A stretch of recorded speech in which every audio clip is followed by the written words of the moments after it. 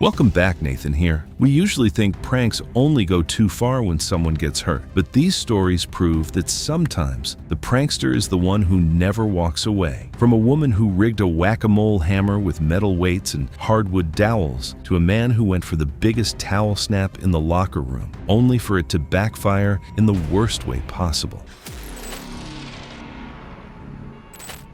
It was August 15th, 2018 in Boise, Idaho. 8 close friends gathered in Vina Kingsbury's backyard for a weekend barbecue, where she planned to reveal the giant whack-a-mole game she had spent weeks building. Vina was a 27-year-old graphic designer who loved creating oversized carnival games and sharing the finished projects online. She wanted this video to look so convincing that viewers would believe they were watching a real carnival attraction instead of something built at home. Making creative projects had become her favorite hobby. She enjoyed seeing people laugh, and each new video pushed her to make the next one look even better. While testing the game, one thing kept bothering her. The oversized hollow plastic carnival hammer, covered with soft foam, looked too light whenever it struck the game. The swings barely bounced, and the video did not have the playful impact she wanted. She watched the test clips several times and became convinced that making the hammer heavier would make the prank look much more believable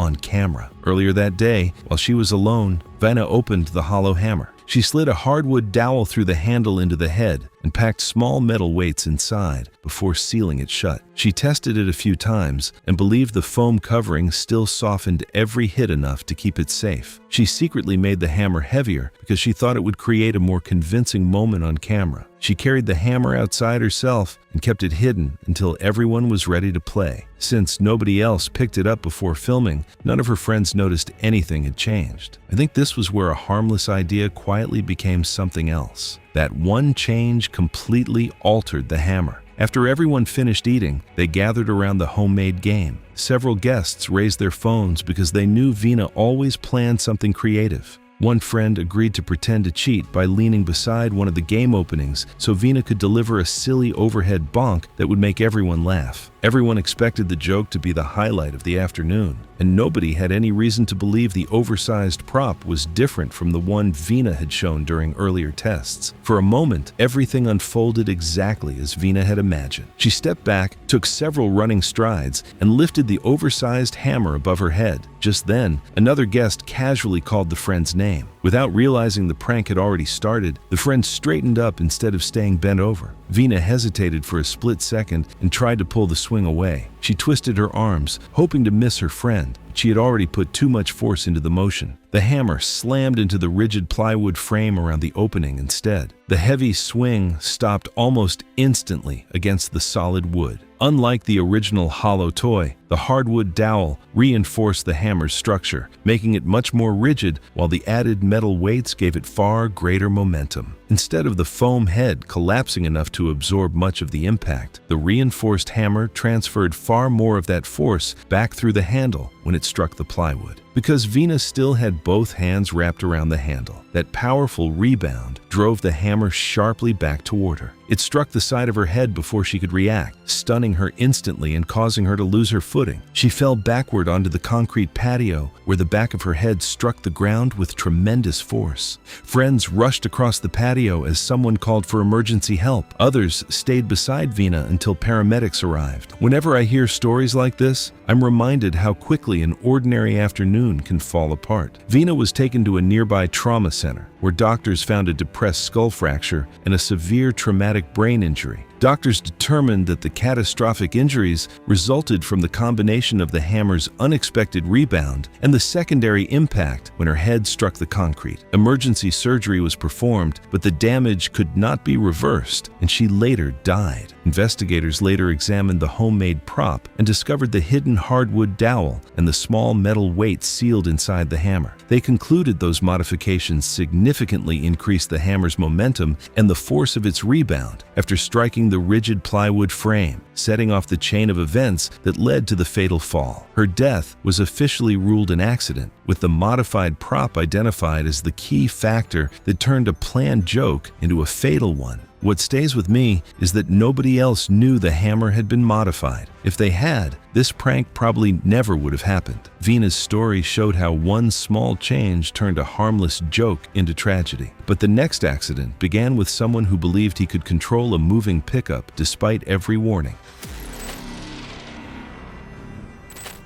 It was May 12, 2021 in Lubbock County, Texas. A few workers were loading landscaping trailers on family property while a pregnant woman walked down a private gravel driveway carrying lunch. The owner of the business, Zach Ashworth, was a 29-year-old landscaper who loved making people laugh with harmless, practical jokes. That afternoon, he thought one quick prank would brighten everyone's day before work continued. Zach was not someone who chased attention on the internet. Most of his jokes happened around family and co-workers, and they usually ended with everyone laughing together. Several workers looked over when he climbed into his pickup because they knew he was always thinking of something playful. They had seen him pretend to make quick drive-bys before, but he always left plenty of space and stopped well before anyone was in danger. That history was exactly why nobody expected him to push the joke any farther than usual. As soon as the truck started, its dash camera began recording. Zach said he was going to buzz his girlfriend before stopping. A couple of co-workers immediately warned him not to drive so close because she was pregnant, but Zach brushed the warnings aside. He believed he knew exactly how much room he needed and thought he could surprise her without putting anyone at risk. The short distance across the property made the prank seem even less risky in his mind. Since he only planned to drive a short distance across the property, he left his seatbelt unfastened. Instead of giving himself the wide space he normally would, he decided to aim even closer because he wanted a bigger reaction. I've noticed that the more often something works, the easier it is to believe it'll work one more time. The pickup rolled across the gravel driveway as Zach slowly picked up speed. Hearing the engine, his girlfriend looked over her shoulder. At first, it seemed like he was simply driving past her, but just before reaching the driveway, he sharply turned the truck toward her. The sudden move caught everyone watching by surprise because they had expected him to stop farther away like he always had before. Startled, she jumped clear of the driveway. Zach immediately steered away from her, expecting the truck to straighten out. For a brief moment, it looked like he had recovered, but the rear tires were already sliding across the uneven surface. He quickly turned the steering wheel harder in the opposite direction, hoping to bring the pickup back under control. Instead, one front tire dug into the soft shoulder beside the driveway. The sudden grip caused the truck to pivot, trip, and roll several times across the property. Because Zach was not wearing his seatbelt, he was partially thrown from the pickup during the rollover. His girlfriend turned and ran toward the wreck as co-workers dropped what they were doing and rushed over from the trailers. The scary part is that he probably expected everyone to laugh just a second later. Co-workers reached Zach within seconds and stayed with him until emergency responders arrived. His injuries were too severe,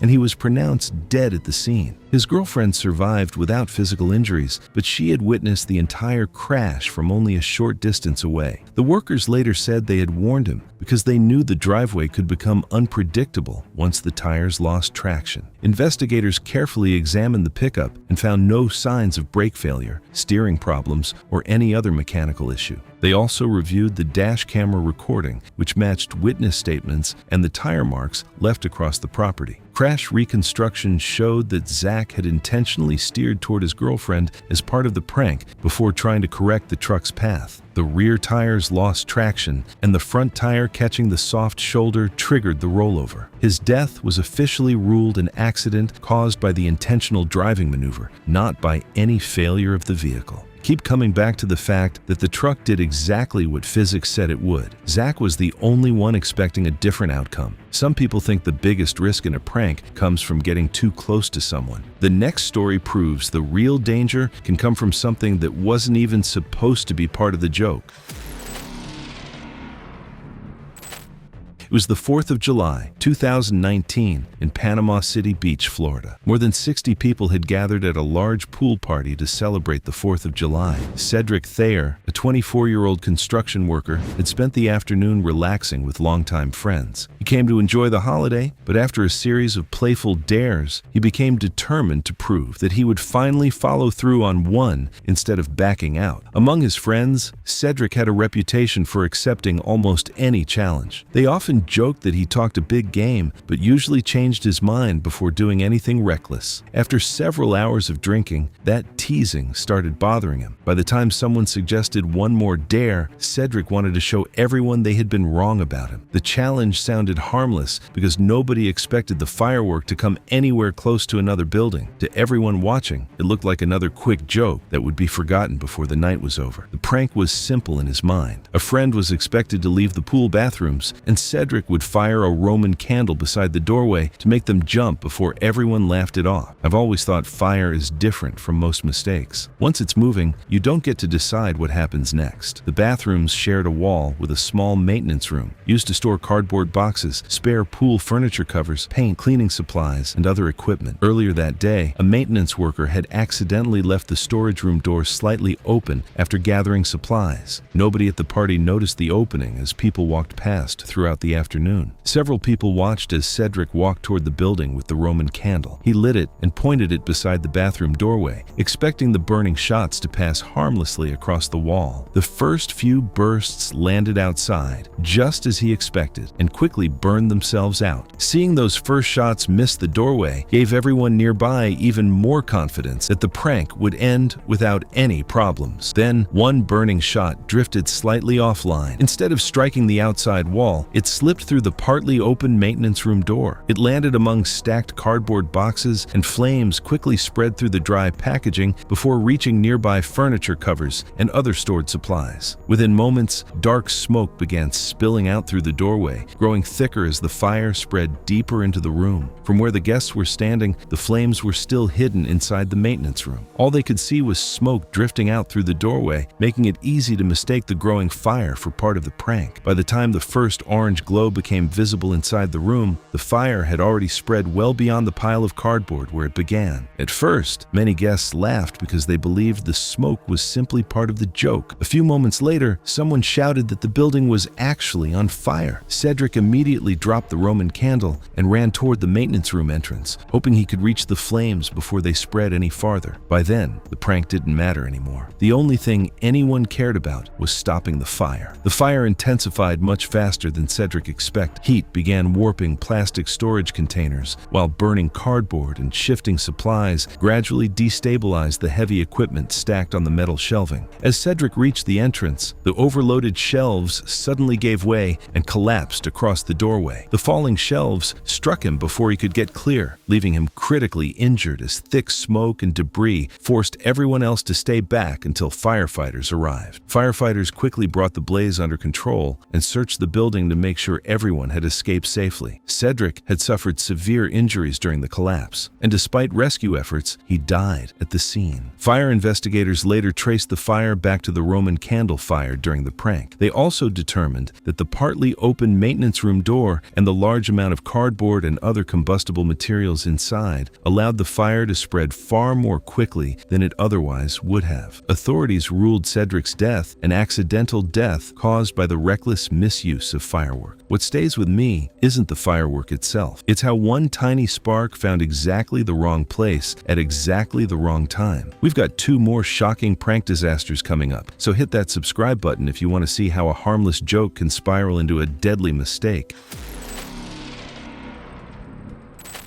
It was the 14th of March 2017 in Nottingham, England. Vita Greer, a 36-year-old insurance broker, spent the afternoon looking at older homes with his wife and an estate agent. They hoped to find a house they could eventually call home, but Vita had something else planned. He wanted to continue a long-running family tradition by surprising his wife with another harmless jump scare before they left the property. Vita had always enjoyed making people laugh. Birthdays, holidays, and even quiet weekends often included him hiding behind a door or around a corner before suddenly appearing with a grin. His wife had learned to expect it, so he believed the only way to surprise her now was to wait longer than usual. While the estate agent stayed downstairs finishing paperwork, Vita quietly slipped into one of the upstairs bedrooms. A large antique wardrobe stood against one wall. Thinking it would be the perfect hiding place, Vita stepped inside and gently closed the doors behind him. The wardrobe still had an old steel coat hook mounted high on the rear panel. Hidden by the darkness and sitting above above shoulder level behind him, it was easy to miss. Vita was wearing a hooded sweatshirt with long drawstrings, but he never noticed how close they were to the old hook. He expected to stay hidden for only a few minutes before surprising his wife and walking away laughing like they always had after one of his pranks. He stayed inside for nearly 10 minutes without making a sound. The longer he waited, the more convinced he became that his wife would stop expecting a prank altogether. He could hear quiet footsteps moving from room to room as the house tour continued, making him believe the timing was almost perfect. I've always found it strange how the routines we know best can make us stop noticing what's right in front of us. After nearly 10 minutes, Vita heard footsteps returning to the bedroom. The estate agent was still downstairs and did not see what happened next. His wife walked into the room alone, looked around for a moment, and reached for the wardrobe doors without realizing he was standing inside. Nothing about the room suggested that an ordinary piece of old furniture was about to become part of a deadly accident. As soon as the doors opened, Vita lunged forward after waiting and hiding for so long. At that instant, one of the long hoodie drawstrings looped around the old steel hook behind him. His own forward momentum pulled the drawstring tight around his neck and yanked him backward. With his body still leaning forward and the tightened drawstring pinned against the hook behind him, he couldn't reach far enough to free it before the pressure around his neck became overwhelming. The sudden force had cinched the drawstring tightly around the hook like a knot under tension, leaving neither Vita nor his wife able to simply pull it free in the few seconds they had to react. His wife laughed at first because she thought he was stretching out the prank for a bigger reaction. She paused for only a brief moment, expecting him to suddenly step forward smiling. That must have been an awful realization. She thought he was committing to the joke, and the next, she knew something was terribly wrong. She rushed toward him and tried lifting him to reduce the pressure while searching through the dark wardrobe to find whatever had trapped him. The hook was mounted so high inside the wardrobe that it was difficult to spot from the doorway. Unable to free the tangled drawstring, she called for emergency help immediately. Emergency crews arrived within minutes and began dismantling the rear section of the antique wardrobe to reach him more quickly. Despite repeated efforts to revive him, Vita could not be saved. The estate agent later helped investigators explain the layout of the room and confirmed that the hidden hook had not been noticed during the viewing. Investigators later found the hood drawstring still tightly wrapped around the old steel hook inside the wardrobe. They concluded that the hidden hook, combined with Vita's forward momentum, caused the drawstring to tighten around his neck before he had any realistic chance to free himself. His death was ruled accidental. After the investigation, the remaining antique furniture in the property was inspected and hazardous protruding hardware was removed before future viewings. What stays with me is that nothing about that wardrobe looked unusual. The danger had been there the whole time. It just took one unexpected moment for anyone to notice it. It's unsettling how an ordinary object can suddenly become dangerous without anyone noticing. The final story takes that same idea into a locker room, where a tradition everyone thought was harmless ended in a way no teammate expected.